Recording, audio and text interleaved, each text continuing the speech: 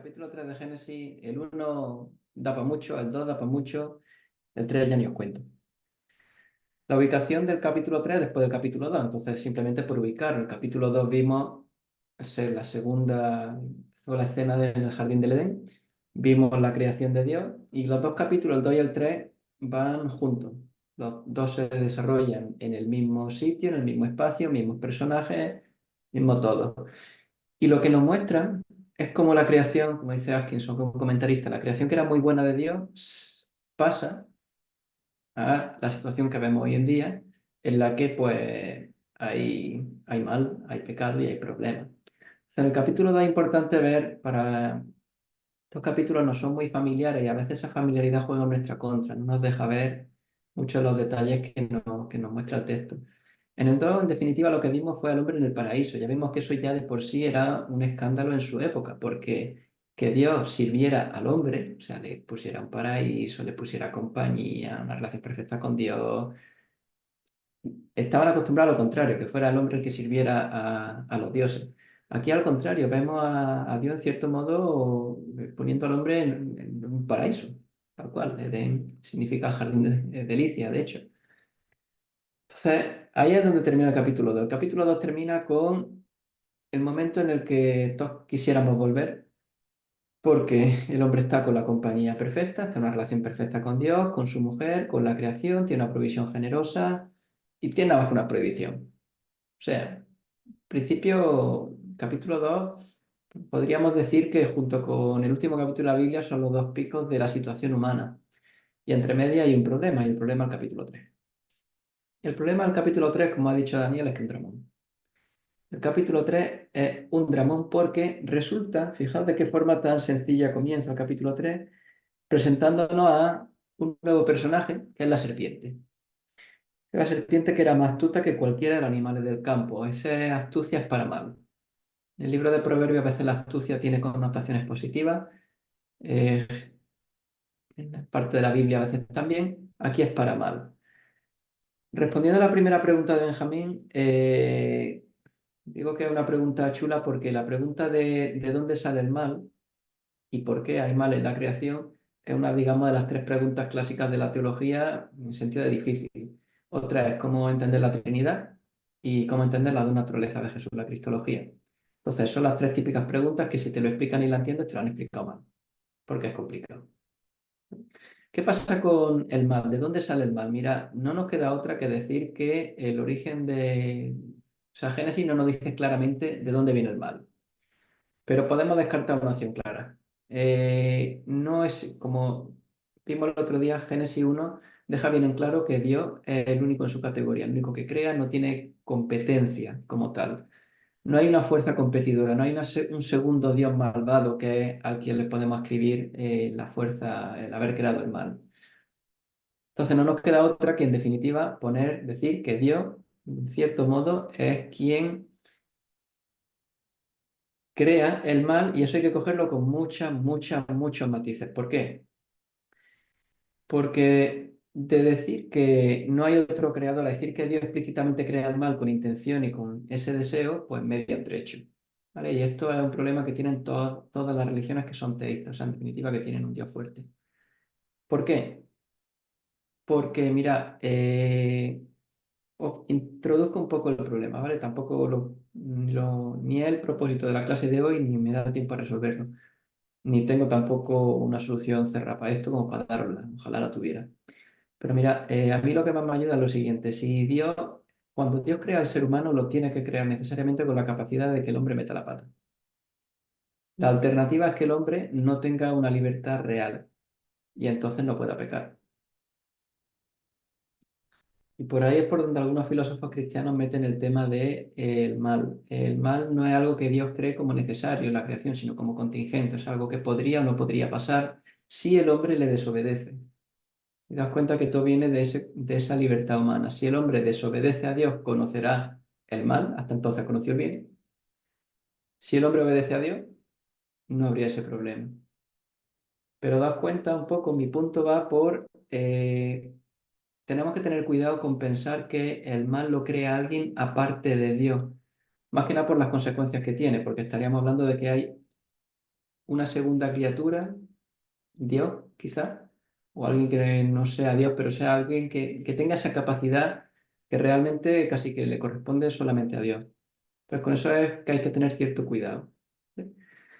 Dicho lo cual, Génesis no aclara el origen del mal. La Biblia es muy práctica en ese sentido, apenas explica cuál es el origen del mal.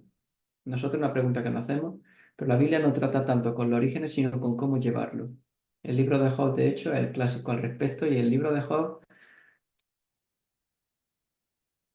para todo el consuelo que puede dar una persona que lo está pasando mal, al que va buscando la respuesta última de por qué hay mal, un libro que deja muchas preguntas abiertas. Pero simplemente lo comento por ahí. En cualquier caso, el mal es una posibilidad en la creación, y en el capítulo 3 de hecho, donde se materializa. Hasta el capítulo 2 no hemos tenido ese problema. De hecho, la única referencia negativa que hemos tenido hasta el capítulo 1 y 2 realmente ha sido el momento en que Dios dice que no es bueno que el hombre esté solo. Hasta ese momento todo era bueno, muy bueno.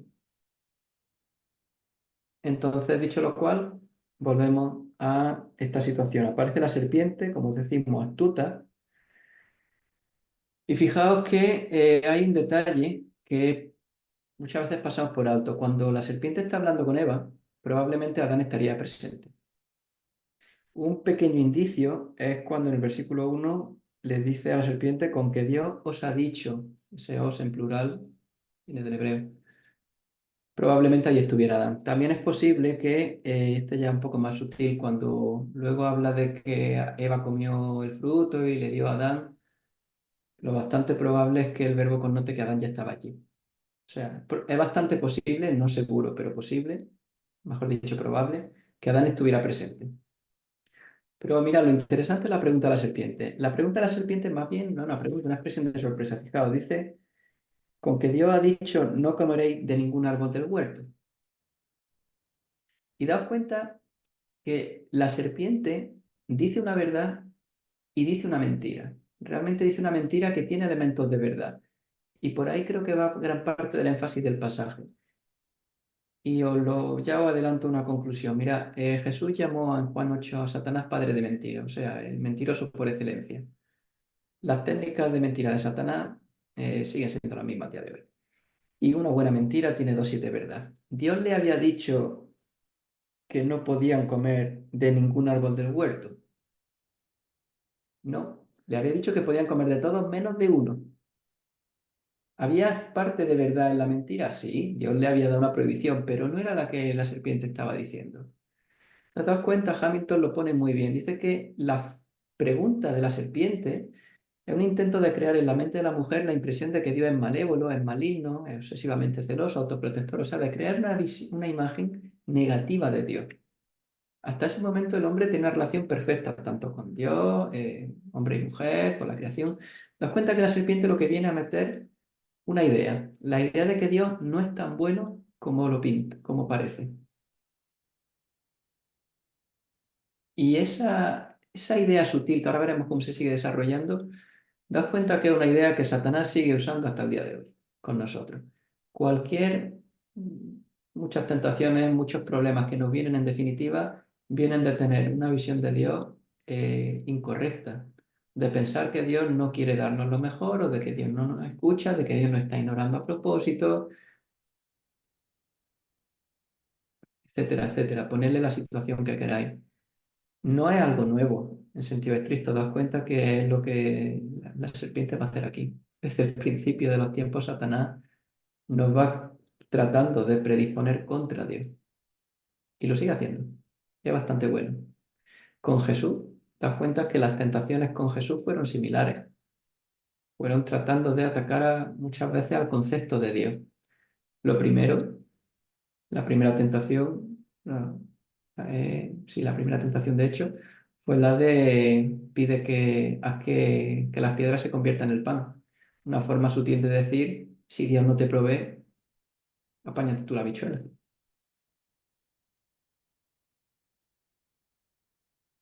Como tal, podríamos seguir analizando, pero os dejo esa idea por ahí.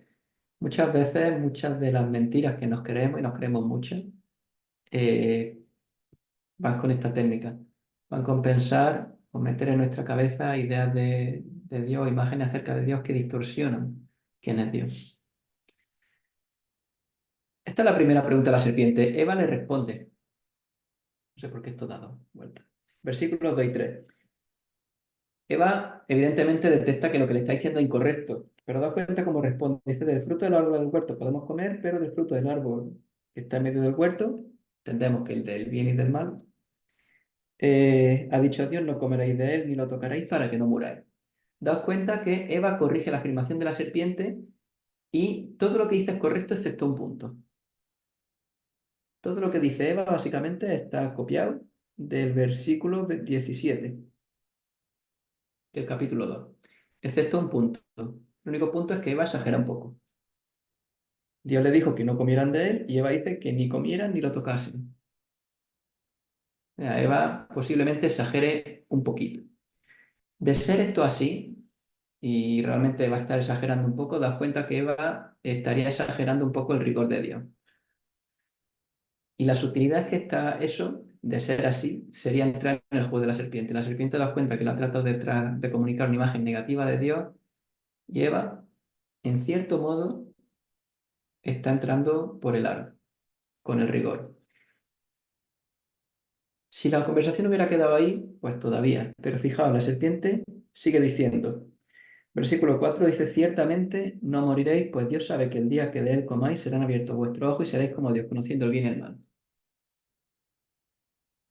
Aquí, para la respuesta de la serpiente, hay diferentes interpretaciones. Desde la que dicen que la serpiente directamente está mintiendo, ese ciertamente no moriréis,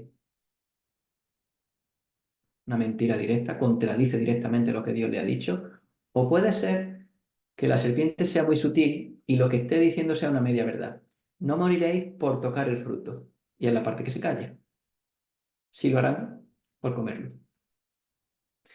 Entonces, entramos un poco en el juego de, como no sabemos exactamente qué pasó con toda precisión, simplemente os doy opciones.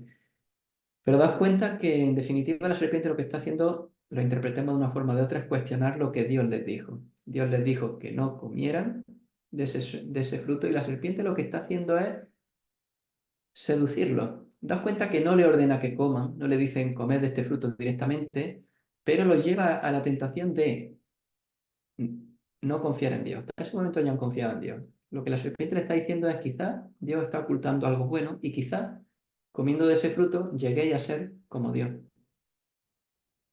Y es la tentación de Eva, de la serpiente. Está ahí. Y esa es la tentación en resumen, ser como Dios. Es una tentación que, como dice Hamilton, es difícil de rechazar. Y una tentación que llega hasta hoy en día. Daos cuenta que esa tentación es realmente lo que está detrás de la desobediencia a Dios, en muchos casos. Hay quien desobedece por falta de conocimiento. Pero si somos sinceros, gran parte de la desobediencia que cometemos es bastante consciente y sabiendo que estamos desobedeciendo a Dios. Das cuenta que esta misma tentación, Dios dice A, pero tú puedes hacer B.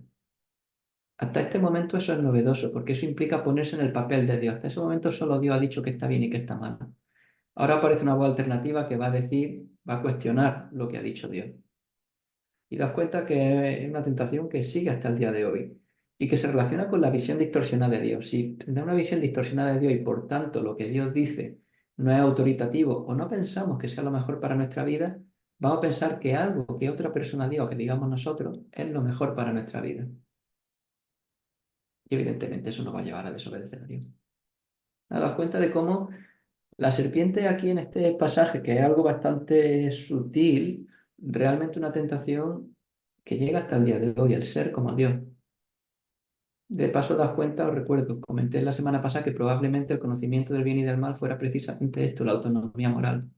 El decir tú que es correcto, es una posible interpretación del árbol. Entonces la serpiente está jugando con muchos grises. Dice mentira con parte de verdad. Y eso es lo que la hace tan peligrosa. En el día de hoy no hace falta que os cuente que que Satanás lo sigue usando eso con nosotros.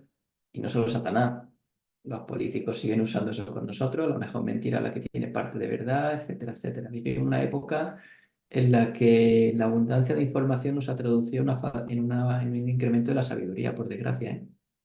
pero bueno, es otro tema en el que no me quiero meter muchísimo.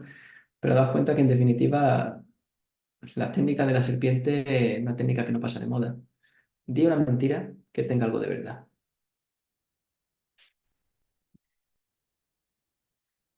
¿Qué pasa? Versículo 6. La mujer vio que el árbol era bueno para comer, agradable a los ojos, deseable para alcanzar sabiduría. El fruto es atractivo. El árbol es bonito. Das cuenta que en ningún momento dice que fue una manzana, por cierto. Tomó de su fruto, comió, dio también a su marido que estaba con ella y él comió. Sé que estaba con ella, lo que he comentado antes, que posiblemente signifique que Adán estaba presente cuando la serpiente hablaba con Eva. El fruto das cuenta que era bueno. Esto es un eco del capítulo 1. La creación era buena. Y el pecado, das cuenta cómo Satanás ha conseguido hacer que algo creado por Dios y que era bueno, ahora sea objeto de... sea distorsionado y pasa a ser negativo, pasa a ser malo. El pecado sigue siendo atractivo, ¿eh? Lo podéis ver en Primera de Juan 2:16. Pero mira, el pecado, si el pecado viéramos el pecado como Dios, no pecaríamos ninguno porque lo veríamos tal cual es. El problema es que vemos el pecado de forma atractiva. Cualquier pecado se puede trabajar por ahí. En este caso, de Adán y Eva aprendemos otra cosa. Ellos tomaron una decisión apresurada bajo una tentación. ¿Qué hubiera pasado si hubieran esperado a hablar con Dios por la tarde cuando Dios aparece? Pues posiblemente la historia, no sabemos qué hubiera pasado. Entramos en el campo de Elisi, pero posiblemente la historia hubiera sido diferente. Cualquier caso, es una estrategia para resistir la tentación, también os lo digo, práctica, demora la gratificación hasta saber qué quiere Dios. Pero bueno, fijaos qué cosa tan curiosa. Dio también a su marido, dice el versículo 6, que estaba con ella y él comió. Eva fue tentada y cayó en la tentación. Adán no es tentado y cede sin ni preguntar, ni desafiar, ni nada, ni nada, ni nada. Y la consecuencia, versículo 7 dice que fueron abiertos los ojos de ambos. ¿Y qué era lo que estaban esperando según la serpiente? Ser como Dios. La expectativa que tenían estaban aquí. Serían como Dios. ¿Cuál es la realidad? Que conocieron que estaban desnudos. Esta es la expectativa y la realidad se queda muy corta. Es una decepción tremenda y lo pasamos por alta veces porque nos suena el pasaje, pero das cuenta de qué terrible desgracia. Han desafiado a Dios con una expectativa de llegar a ser como Dios, que es lo que la serpiente le había vendido, y lo que ven es que están en bola. Ven su desnudez, no conocen, no tienen la capacidad de fijar el bien y el mal como Dios, ven su desnudez. Dios le había provisto de todo. Das cuenta que es la primera vez que el hombre empieza a proveer para sí mismo. Ellos empiezan a buscar resolver la situación por sus medios. Veremos que más adelante se esconden de Dios. Ellos buscan, dice versículo 7, se cosen hojas de higuera y se hacen delantales. Como decía Dani, esto es un drama.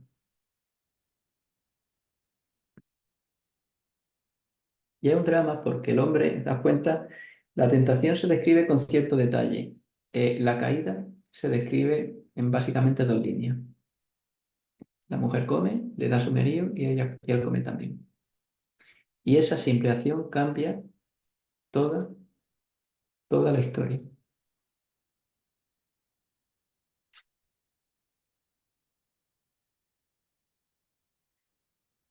Nos falta el tercer protagonista, otro protagonista, cuarto realmente, que es Dios. Hasta este momento, en la escena de la tentación, Dios no ha aparecido, pero resulta que versículo 8, oyeron al Señor Dios que se paseaba en el huerto al fresco del día y el hombre y la mujer se esconden de la presencia del Señor Dios entre los árboles del huerto. Y el Señor Dios llamó al hombre y le dijo, ¿dónde está? ¿Qué pasa? ¿Que Dios no sabe dónde está? Dios, claro que sabe dónde está, Dios es omnisciente, pero tanto aquí como veremos más adelante en el capítulo 4 con el asesinato de Abel, cuando Dios empieza a preguntar, Dios está buscando, Dios actúa como fiscal, averiguando qué ha pasado, buscando que el hombre confiese. También es triste ver el nombre de Dios, el Señor Dios, Jehová Dios. Recordad que Jehová tiene un sentido de Dios del pacto, enfatiza esa cercanía de Dios que ya se ha roto por el pecado. Y cuando pregunta al hombre que dónde está, una pregunta retórica. Dios sabe dónde está. ¿Qué responde el hombre? Fijaos. El hombre responde y dice, te oí en el huerto y tuve miedo porque estaba desnudo y me escondí. Fijaos cómo empiezan a aparecer cosas que aparecen en el resto de la Biblia, pero que hasta ahora nunca habían aparecido. El miedo.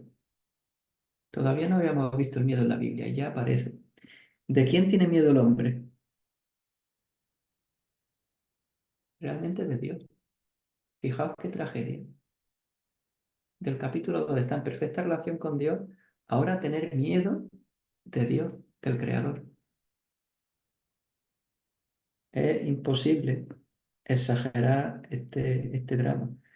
Tuve miedo porque estaba desnudo y me escondí. Su excusa, como dice Casuto, es la evidencia de su delito. ¿Cómo sabe el hombre que estaba desnudo? Porque das cuenta que cuando adquiere conciencia de que estaba desnudo es cuando ha comido el fruto. Dios insiste, versículo 10, 11, perdón.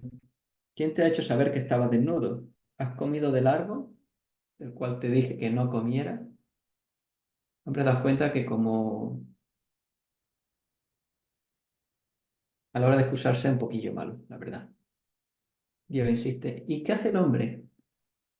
Te das cuenta que vemos la aparición de otra cosa que nos acompaña durante toda la historia de la humanidad, pero que hasta ahora no la hemos visto en la creación. Versículo 12. El hombre responde, la mujer que tú me diste por compañera me dio del árbol y yo comí. La mujer que tú me diste por compañera. Es difícil, no es imposible, pero es difícil ser más miserable. Porque la mujer que tú me diste por compañera, das cuenta de toda la carga que eso trae. El hombre no era bueno que estuviera solo. Cuando el hombre se le presentan todos los animales, se dio cuenta de que le faltaba algo. Cuando Dios hace a la mujer, capítulo 2 que tenemos una expresión de gozo por parte del hombre, de alegría.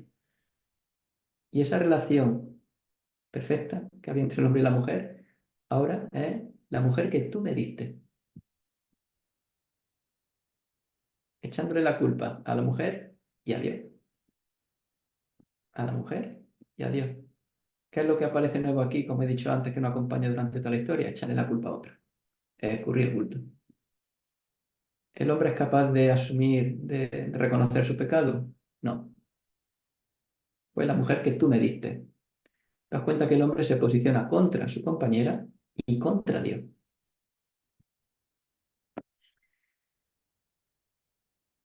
Versículo 13. El Señor habla a la mujer y le dice, ¿qué es lo que ha hecho? Y la mujer respondió, la serpiente me engañó y yo comí. La serpiente hace lo mismo. Perdón, la mujer hace lo mismo. La culpa de la serpiente. Me engañó y yo comí. La mujer hay que decirlo. eh, Empieza a reconocer que ha hecho algo mal. Ese yo comí reconoce que lo he hecho igual que el hombre, en cierto modo. Yo comí, pero la culpa de otro. Encontré este dibujillo que os lo he puesto aquí porque me parece bastante gráfico, ¿no? Aquí estamos Adán, Eva, serpiente hablando con Dios.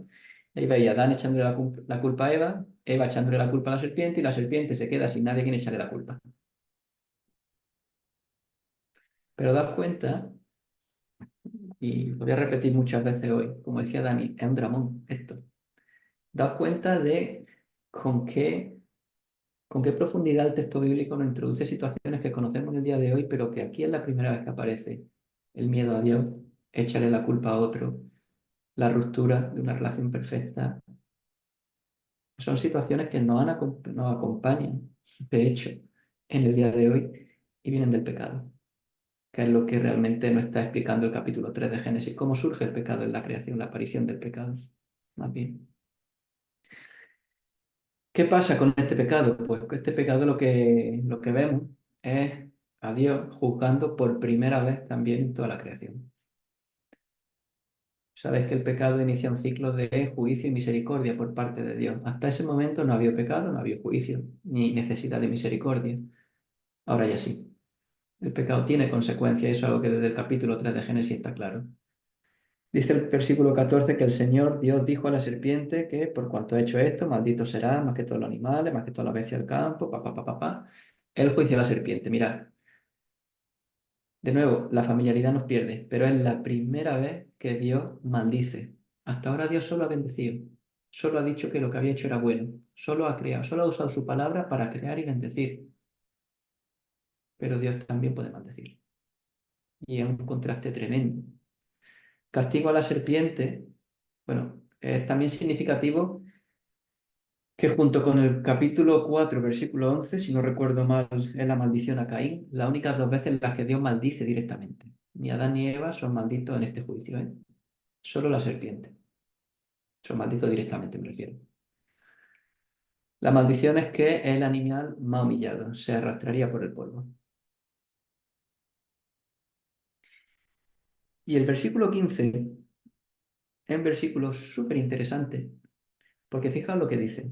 Dice que pondré enemistad entre tú y la mujer, la serpiente y la mujer, y entre tu simiente y su simiente, o sea, entre la descendencia de uno y la descendencia de otro. Él te herirá en la cabeza y tú lo herirás en el calcañar. A esto se le llama protoevangelio. ¿Por qué? Porque mira, en Génesis en definitiva lo que este versículo nos está diciendo es que va a haber una larga lucha entre el bien y el mal. Das cuenta que los descendientes de Eva, o sea, seres humanos, van a luchar contra los descendientes de la serpiente, o sea, sí, Satanás, hueste, compañía. Y esa lucha va a ser encarnizada y fijaos que la lucha va a ser un poco desigual. Se van a hacer daño el uno al otro, pero no el mismo daño. La serpiente muerde en el calcañar, o sea, en el talón, y la descendencia de la mujer, ¿qué hace? ¿Dónde hiere? En la cabeza. No hace falta que diga que hace más pupa, ¿no? En Génesis, en definitiva, lo que se prevé es una larga lucha con el triunfo final de la humanidad. Esto lo veremos en el capítulo 4, cuando Dios le habla con Caín. Pero bajo la óptica del Nuevo Testamento es la primera referencia al Evangelio. ¿Por qué? Porque la victoria final, se, en definitiva, como diríamos, que un niño de la escuela dominical lo dijo muy bien. La serpiente lo dijo muy bien, ¿cómo era? Era que el niño le machacó la cabeza a la serpiente, básicamente. Que Jesús, perdón, le machacó la cabeza a la serpiente. Esa es la óptica del Nuevo Testamento. La victoria última viene en Jesús sobre el mal. A la luz del Nuevo Testamento vemos que aquí es la primera referencia al Evangelio, a la misericordia de Dios. Fijaos, tan pronto como justo en el juicio a la serpiente. Dios todavía no ha juzgado al hombre, lo va a hacer ahora, y a la mujer, pero ya está poniendo la esperanza.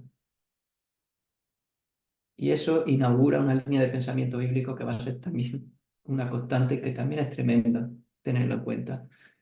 El pecado genera dos reacciones en Dios. Por un lado, el juicio, el pecado tiene consecuencias, pero por otro también la misericordia. Nuestro Dios es tremendo. De no ser Dios misericordioso, la Biblia se termina en el versículo 16-17 del capítulo 3 de Génesis. Y Dios fulminó al hombre y a la mujer como estaba previsto y andando. Pero no pasó eso. De hecho, Dios va más allá de eso. No solo le da misericordia inmediata a Adán y a Eva, como veremos ahora después, sino que también ya la da a largo plazo. El juicio sigue, este es el juicio a la serpiente. Da cuenta que solo hemos visto ese. Versículo 16, el juicio a la mujer. El juicio a la mujer es que su elemento, digamos, un elemento que en Génesis queda bastante claro que le pertenece a la mujer, que es dar hijos, sería con sufrimiento. La maternidad iría con sufrimiento, dice el versículo 16. Y además aparecen dos líneas que son muy, muy peliagudas, porque dice que tu deseo será para tu marido y él tendrá dominio sobre ti. Lo que esto prevé una relación difícil con el marido. Tampoco hacía falta ser muy listo para darse cuenta de que después de que Adán dijera, la mujer que tú me has dado, esa tarde dormí en el sofá. Pero daos cuenta de la tragedia que va aquí, fuera broma. Hasta ahora el hombre y la mujer solo han conocido una relación perfecta. Amar y cuidar, ¿a qué pasan a ser? Según Kirchner, desear y dominar. Este texto describe cómo no deberían ser las cosas. ¿Por qué? Porque está hablando del mundo trastornado. Y esa es la relación que nosotros conocemos muchas veces, no solo entre parejas, sino entre seres humanos. Relaciones basadas en poder, basadas en elementos que no son el amor que nos deberíamos tener uno a otro. Como lo pone Hamilton, los dos que una vez reinaron como uno, porque recordad que ellos eran los virreyes en la creación, los encargados de gobernarla. Ahora van a tratar de gobernar el uno sobre el otro.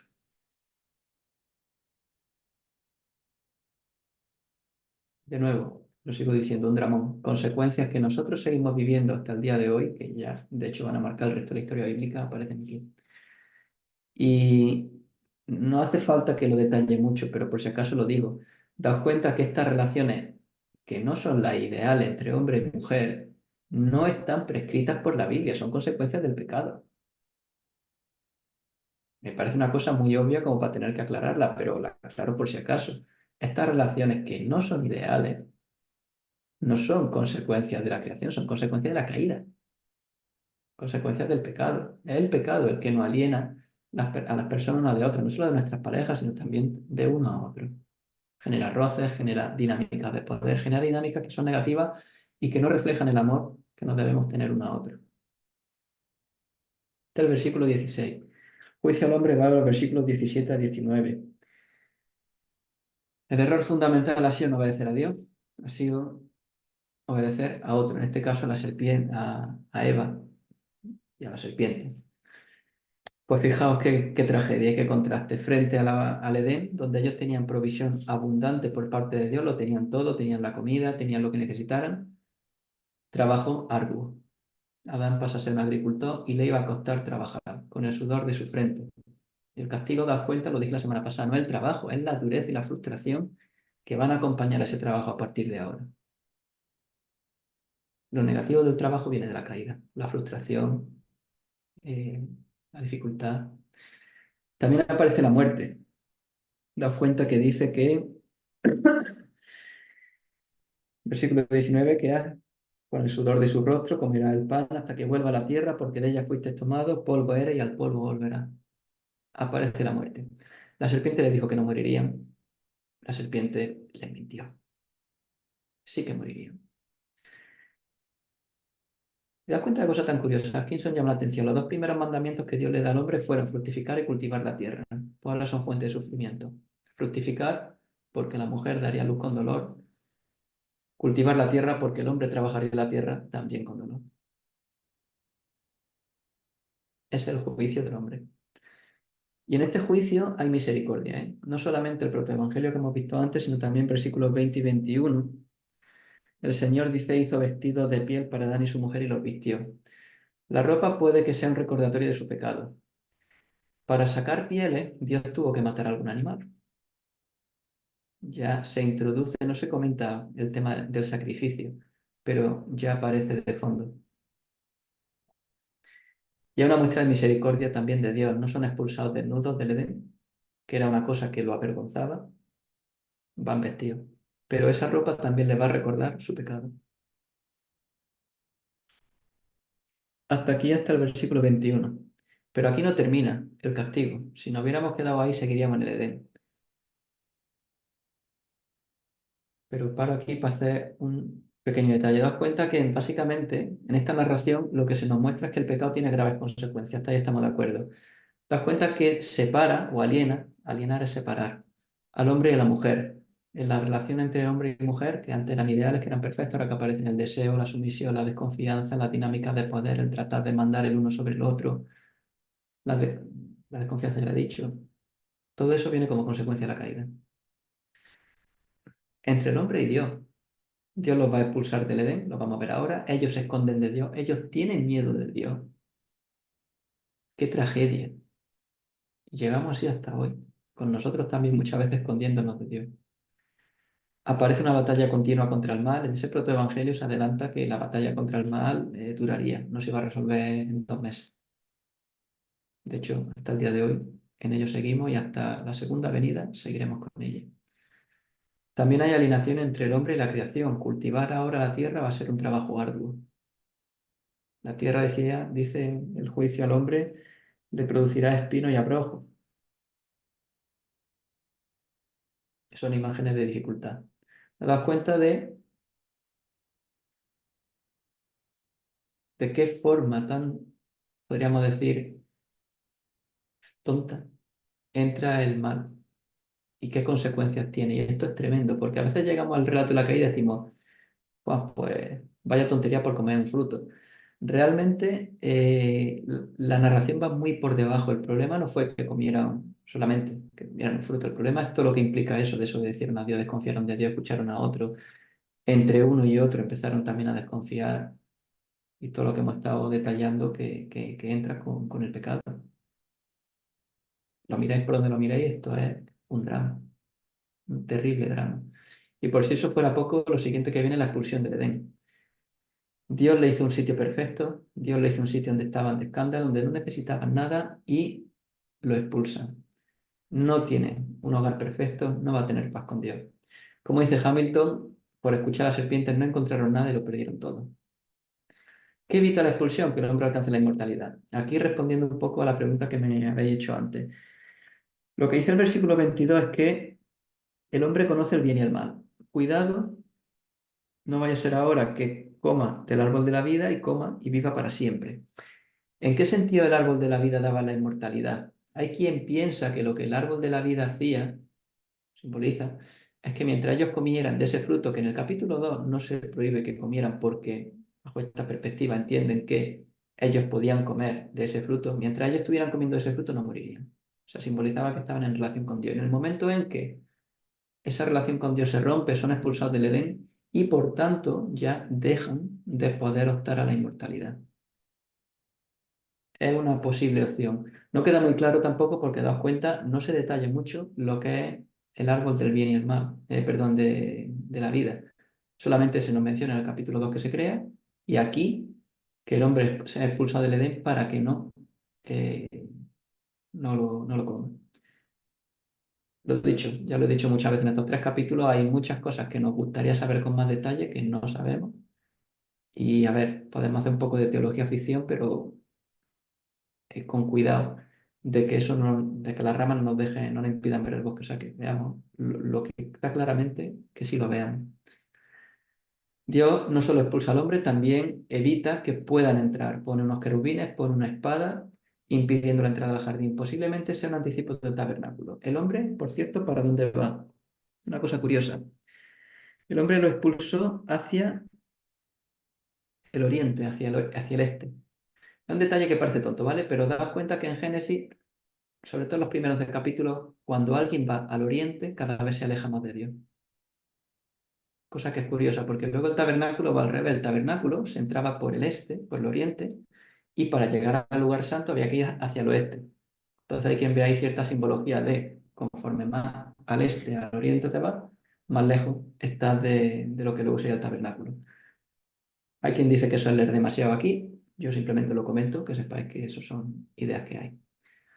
Cosas que están muy claras, el peligro de las elecciones y la responsabilidad que llevan. Muchas veces minusvaloramos el impacto de una decisión nuestra y tienen impacto. Dice Hamilton que las elecciones de uno no deben ser hechas en los intereses del yo, sino que tales elecciones deben ser hechas bajo las directrices de Dios. Esto es básicamente el resto de la Biblia. El ser humano obedeceremos o no obedeceremos a Dios. Es el proceso de santificación. Tiene mucho nombre en la Biblia. El sabio de Proverbios es el que teme a Dios, el que le obedece. Los profetas recuerdan qué es lo que hay que hacer para obedecer a Dios, cuestionan cuando no lo hacemos, das cuenta que este básicamente va a ser la decisión que siempre tome el hombre a lo largo de su historia, obedecer o no a Dios. Lo seguimos tomando nosotros. Y es la misma que en el Edén, obedecer o no a Dios. Claro, también lo que dice, bueno, la esencia del primer pecado del hombre fue su desobediencia al único mandamiento divino que había recibido. Dios les dio una prohibición y esa prohibición la desobedeció.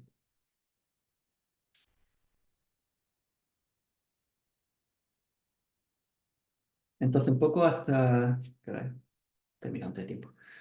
Un poco hasta aquí la clase de hoy. Contextualizando un poco, daos cuenta que el capítulo 3 a nivel bíblico es crucial. Si en el capítulo 1 y el 2 hemos visto la creación y el hombre de escándalo, la siguiente pregunta que nos hacemos es cómo ha podido la creación, que era buena, muy buena, llegar a la situación en la que la vemos nosotros o las personas de los tiempos bíblicos. La respuesta al pecado. El pecado introduce una distorsión tremenda, tremenda, tremenda en toda la creación. Afecta al ser humano, afecta a la creación también, afecta a todas nuestras relaciones. El ser humano es un ser social, ya lo vimos. No era bueno que el hombre esté, que el ser humano esté solo. Tenemos que relacionar, somos creados para estar unos con otros y relacionarnos con Dios. El pecado que afecta a todas las relaciones. Daos cuenta que Jesús, cuando da sus dos grandes mandamientos, su resumen de la ley es amar a Dios y amar al prójimo. O sea, relación buena con Dios y relación buena con el prójimo. Y lo contrario al efecto del pecado. El capítulo 3 de hecho, marca el paso para el resto de la Biblia. El resto el resto de la Biblia realmente lo podemos ver como un comentario a este capítulo. Este capítulo entra el pecado y el resto de la Biblia es qué pasa con el pecado, qué va a hacer Dios. Ya lo hemos visto un poquito adelantado en ese versículo tan bonito que es el versículo 15, que va adelantando que habrá lucha, pero que hay esperanza. El resto de los capítulos que nos quedan de los estudios de Génesis que vamos a ver hasta el 11, precisamente, vaya a daros cuenta que van a ir describiendo un ciclo de el pecado se va agravando, hay un juicio de Dios, hay misericordia por parte de Dios. El pecado se agrava, nuevo juicio, nueva muestra de misericordia y así sucesivamente. Es de hecho un ciclo que aparece mucho en la Biblia. El libro de los jueces se estructura completamente así. El pueblo de Dios se aparta de Dios, Dios manda un juicio, el pueblo de Dios pide misericordia, Dios manda un libertador. Es un ciclo que aparece realmente en toda la Biblia. Vamos a cortar el estudio de Génesis justo cuando aparece Abraham, pero Abraham, cuya historia es la de su familia, el resto del libro de Génesis, que no vamos a ver en este estudio, es parte del plan de Dios para bendecir a todas las naciones. Esa bendición que abarca es una bendición que va a contrarrestar el pecado, que de nuevo culmina en Jesús. Jesús, de hecho, es necesario que fuera a la cruz, lo vemos en el Nuevo Testamento, para precisamente eh, acabar con el poder del pecado. Y la primera venida de Jesús, la primera y la segunda venida, que es donde nosotros vivimos en una época muy bonita, en la que Jesús ya ha inaugurado esa victoria contra el pecado, pero el pecado sigue todavía con nosotros. Entonces vivimos a caballo, vivimos una realidad que es de tensiones. Somos personas creadas a la imagen de Dios, eso nos da una dignidad tremenda, pero a la vez somos personas que estamos afectadas por el pecado. La doctrina de la depravación total, cuando hablamos de depravación total, una doctrina bíblica, se refiere a que el ser humano está afectado por el pecado. Total no se refiere al grado, se refiere a la extensión. ¿Qué quiero decir? No, la depravación total no significa que todos seamos tan malos como podríamos ser. Menos mal que no. Significa que estamos afectados por el pecado en todas las dimensiones de nuestra vida, nuestra voluntad, nuestras emociones, nuestros pensamientos, nuestra mente, nuestra razón, eh, todas nuestras dimensiones. Eso es lo que significa depravación total. Cuando comparamos eso con la imagen de Dios, vemos que la imagen de Dios está muy deformada. Y eso, tener esa imagen, digamos, bimodal en mente nos ayuda a entendernos a nosotros y a entender también, a entendernos a otros. Somos la guinda del pastel de la creación y estamos afectados por el pecado. No podemos ignorar ninguno de los dos. El ser humano por eso es capaz de lo mejor y de lo peor. Es capaz de lo mejor en tanto en cuanto presta atención a esa vocación, a ese llamado que tiene de parte de Dios, a esa imagen, a la transformación que hace el Espíritu Santo en nosotros, y de lo peor por el efecto de la caída y del pecado, que nos afecta en todas nuestras dimensiones. Y esa es nuestra realidad hasta el día en que llegue la segunda venida y la derrota, la victoria de Jesús sea final, la derrota del mal sea definitiva y el último capítulo de Apocalipsis pues llevemos a un punto en el que volvamos al capítulo 2 de Génesis, esa recreación a una nueva creación donde el mal ya no está. Esa es un poco la historia de la Biblia, es la gran historia bíblica. Y daos cuenta que empieza aquí en Génesis 3. Una historia que conocemos, que muchas veces, de hecho vamos al texto, como digo, con una familiaridad que nos impide ver muchos de los detalles que tiene, pero que no deja de ser un terrible drama que refleja muchos de los temas que luego vamos a ir viendo y que vemos en nuestra vida. ¿Quién no ha tratado de culpar a otro? ¿Quién no ha tenido miedo de Dios? De que Dios nos vea, cosa que es un sinsentido. Dios todo lo ve. ¿Dónde nos esconderemos de Dios? Y aún así, tenemos ese reflejo. Ponemos barreras los unos con los otros. Es, es una tragedia que empieza aquí. La buena noticia, por terminar con buena noticia, es que Dios no se queda quieto. La Biblia podía haber terminado en Génesis 3.